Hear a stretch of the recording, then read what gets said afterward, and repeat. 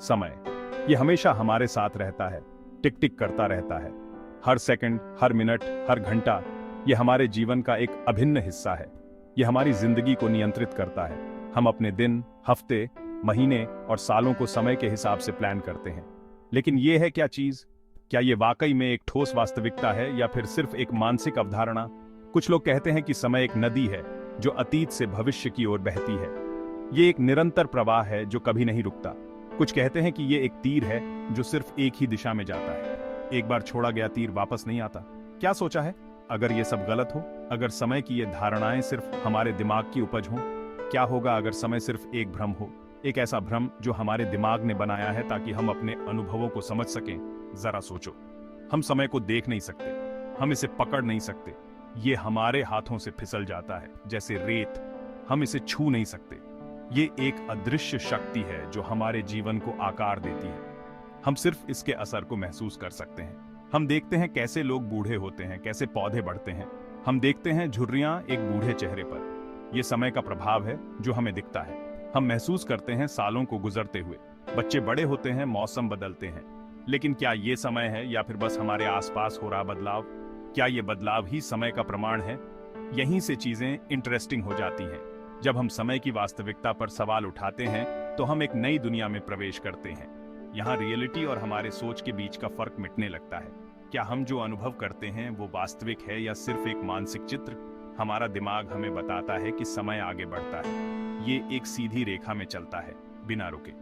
अतीत चला गया, भविष्य अभी बाकी है। लेकिन क्या ये सच में ऐसा है? लेकिन अगर हमारा दिमाग ही गलत हो तो? अगर समय की ये सीधी रेखा सिर्फ एक भ्रम हो? क्या हो अगर पास्ट, प्रेजेंट और फ्यूचर तीनों एक साथ हो रहे हो? क्या हो अगर समय एक ही समय में हर जगह हो? ये सुनने में अजीब लग सकता है, लेकिन ये फिजिक्स में बहुत इंपॉर्टेंट विचार है। वैज्ञानिक और दार्शनिक इस पर गहराई से विचार कर रहे हैं। ये आपको सोचने पर मजबूर कर देता है ना? क्या समय वाकई में एक ठोस वास्तविकता है या फिर सिर्फ एक मानसिक अवधारणा? कहीं ऐसा तो नहीं कि समय का हमारा एक्सपीरियंस बस हमारे मन का धोखा हो? क्या हम जो महसूस करते हैं वो वास्तविक है? इस सवाल ने सदियों से बहुत से विद्वानों और वैज्ञानिकों को उलझा रखा है। समय की वास्तविकता पर बहस जारी है।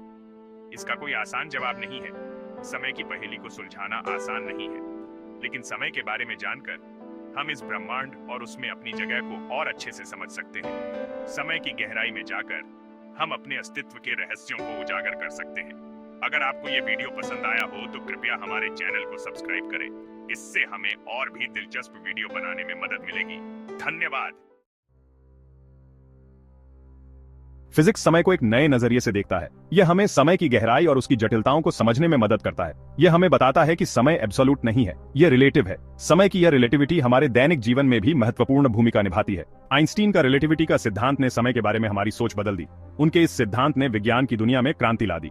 यह कहता है कि समय स्पेस के साथ जुड़ा हुआ है, जो मिलकर एक फैब्रिक बनाते हैं जिसे स्पेस टाइम कहते हैं। ये स्पेस टाइम ही है जो ब्रह्मांड की संरचना को निर्धारित करता है। और ये फैब्रिक स्थिर नहीं है, ये लगातार बदलता रहता है, जैसे पानी की सतह पर लहरें। ये झुक सकता है और मुड़ सकता है।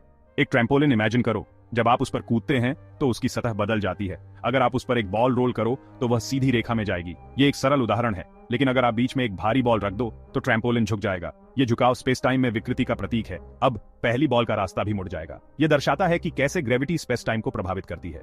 ठीक इसी तरह ग्रेविटी स्पेस टाइम को प्रभावित करती है। ये विकृति ही हमें ग्रेविटी के रूप में महसूस होती है। बड़े ऑब्जेक्ट्स जैसे स्टार्स और प्लैनेट्स स्पेस टाइम के फैब्रिक को विकृत कर देते हैं। ये विकृति ही ग्रेविटी का कारण बनती है। ये विकृति ही हमें ग्रेविटी के रूप में महसूस होती है। यह हमें धरती पर खींचती है और हमें स्थिर रखती है। आइंस्टीन ने यह भी दिखाया कि तेज स्पीड और ज्यादा ग्रेविटी वाले एरिया में समय धीमा हो जाता है।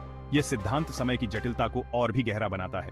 इसे टाइम डायलेशन कहते हैं। यह एक अद्भुत और रहस्यमय प्रक्रिया है। यह एक्सपेरिमेंट द्वारा सिद्ध किया जा चुका है।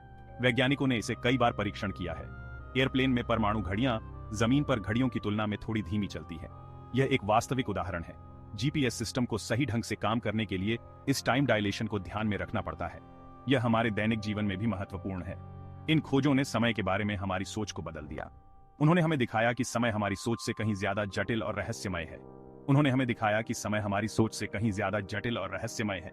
यह हमें ब्रह्मांड की गहराई और उसकी जटिलताओं को समझने में मदद करता है। दर्शन शास्त्र समय के पर्सनल एक्सपीरियंस को समझने की कोशिश करता है।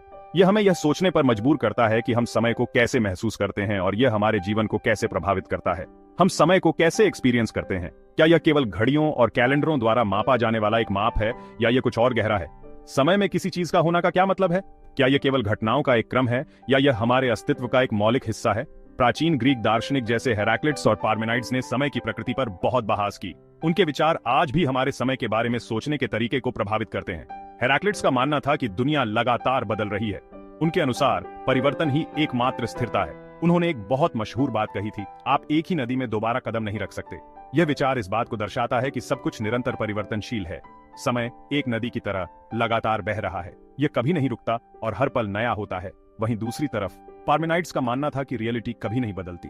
उनके अनुसार परिवर्तन केवल एक भ्रम है। उन्होंने समय को एक भ्रम माना। उनके विचार में वास्तविकता स्थिर और अपरिवर्तनीय है। ये विपरीत विचार आज भी दार्शनिक विचारों को प्रभावित करते हैं। समय के बारे में हमारी समझ को गहराई और जटिलता प्रदान करते हैं। 18वीं सदी में इम्मानुएल कांट ने दलील दी कि समय इंसान के एक्सपीरियंस का एक बेसिक हिस्सा है। उनके अनुसार समय और स्थान हमारे अनुभवों को संरचित करते हैं। हम समय को दुनिया पर थोपते हैं, न कि दुनिया हमें समय पर थोपती है। ये विचार हमारे अनुभवों को समझने के तरीके को बदल देता है।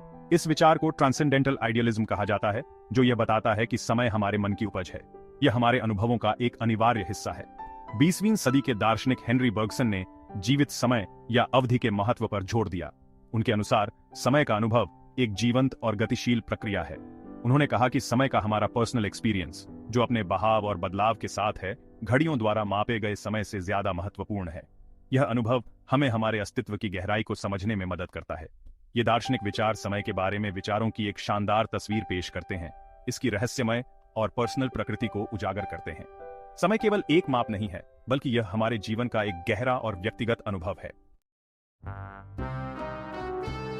विज्ञान और दर्शन समय पर अलग अलग लेकिन एक दूसरे के साथ चलने वाले नजरिए प्रदान करते हैं। विज्ञान ऑब्जर्वेशन, एक्सपेरिमेंट और मैथमेटिकल मॉडल के जरिए समय की ऑब्जेक्टिव प्रकृति को समझने की कोशिश करता है। दर्शन हमारे धारणाओं और सोच पर सवाल उठाते हुए समय के पर्सनल एक्सपीरियंस में गहराई से जाता है। हालांकि उनके नजरिए अलग अलग हैं, दोनों ही क्षेत्रों ने समय की जटिलता और रहस्य को स्वीकार किया है। आइंस्टीन ने अपने क्रांतिकारी सिद्धांतों के साथ अपने काम के दार्शनिक महत्व को भी समझा। उन्होंने एक बार कहा था, अतीत, वर्तमान और भविष्य के बीच का अंतर सिर्फ एक जिद्दी भ्रम है। यह कथन समय की प्रकृति में एक दार्शनिक अंतर्दृष्टि को दर्शाता है, भले ही यह वैज्ञानिक अन्वेषण से उभरता है। इसी तरह बर्गसन जैसे दार्शनिक भी अपने समय की वैज्ञानिक प्रगति से प्रभावित थे और उन्होंने फिजिक्स और जीव विज्ञान की नई समझ को अपने दार्शनिक ढांचे में शामिल किया। समय का अध्ययन करने के लिए वैज्ञानिक कठोरता और दार्शनिक चिंतन दोनों की जरूरत है। इन दृष्टिकोणों को मिलाकर हम अपने ब्रह्मांड के इस महत्वपूर्ण पहलू को बेहतर ढंग से समझ सकते हैं।